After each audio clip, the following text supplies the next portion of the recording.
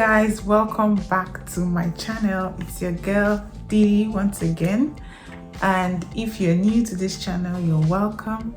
If you're not yet subscribed, please consider subscribing, and if you're a returning subscriber, thank you for coming back. If you watched my previous video, I talked about sharing a video on the foodstuff I came into the UK with and foodstuff to travel with. So first off, coming into the UK with foodstuff or traveling with foodstuff largely depends on what you like. As a typical Nigerian, you may want to enjoy your local delicacies in the UK, and some people may not necessarily be into the whole Nigerian local delicacies and they're fine with whatever is available.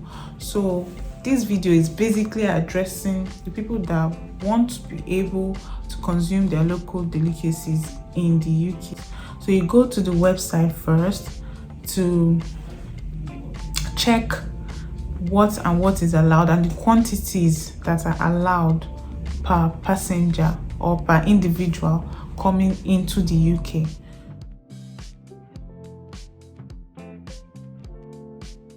Some of the items that are completely prohibited are meat and meat items.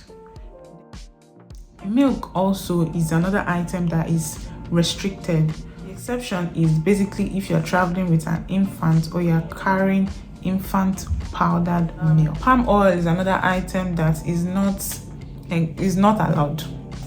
It's not allowed. All that information is on the website, on the UK website, gov.uk. Now, these items have specific weights that you can carry. Anything excess of that weight is prohibited. If you are buying snails, for example, you buy within the 2 kg per person. Number 3 is processed.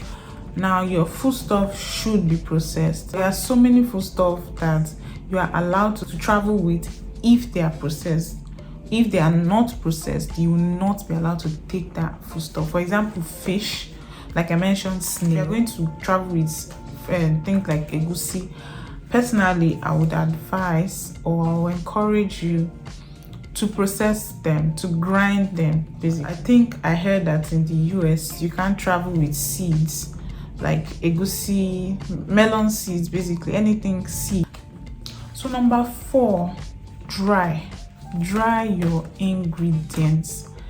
You do not have any idea how much of weight this foodstuff have if they are not dried. Like, the difference is much.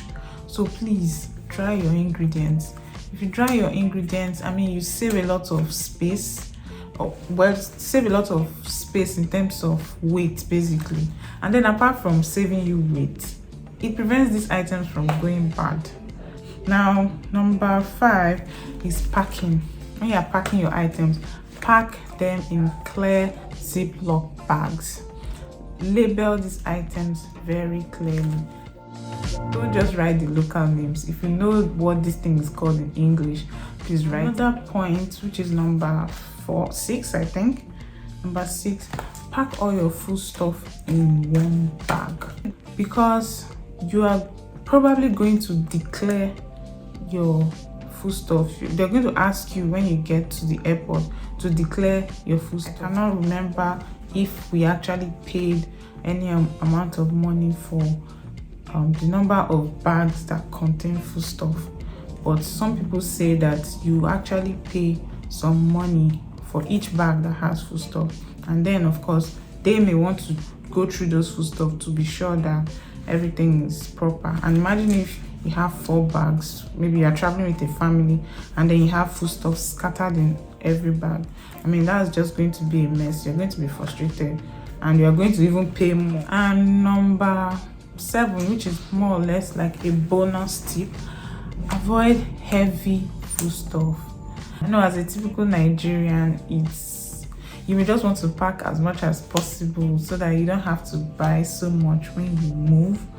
I mean, imagine packing yam. One yam alone can weigh like 3 or 4 kg. I always buy yam in the African stores, in the Arabian stores. All these people say they eat yams too.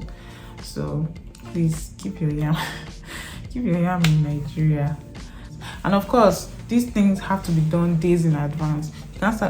You can't be talking about traveling and you are talking about food stuff the day you are traveling. No, you have to think about it like 3 or 4 days in advance, so that you have enough time to plan and prepare. I'm going to talk about some food stuff which I consider important. It may not be important to you. Number 1 is dry fish,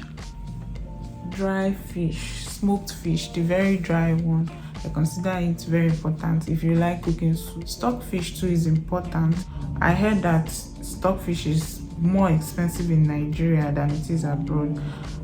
I think I can believe that because I think some of these stockfish are imported from Norway and all these countries. So you may consider just packing a little, and when you get to the country you can figure out where to buy stockfish. But if you have enough money to buy it from Nigeria, please buy it from Nigeria and pack. Some leaves like pumpkin leaf, Ukazi, Utazi, Uziza, they're quite difficult. I mean, you will not even find it except in the African stores, and they will be ridiculously expensive. Buy your leaves, process them, wash, of course, wash, cut, slice them and dry them properly. Category is spices, crayfish, your seasoning cubes, because the seasoning cubes you may find here may not really be what you like. Although in the African stores you always see the popular brands of seasoning cubes we have in Nigeria, so you may just pack 1 or 2 packs if you want. You'll still find to buy, but you can just bring it along. Other things like Egusi and Ogbono for cooking Egusi soup and Ogbono soup. I'm just going to wrap it here, and I hope you've learned a thing or two from this video.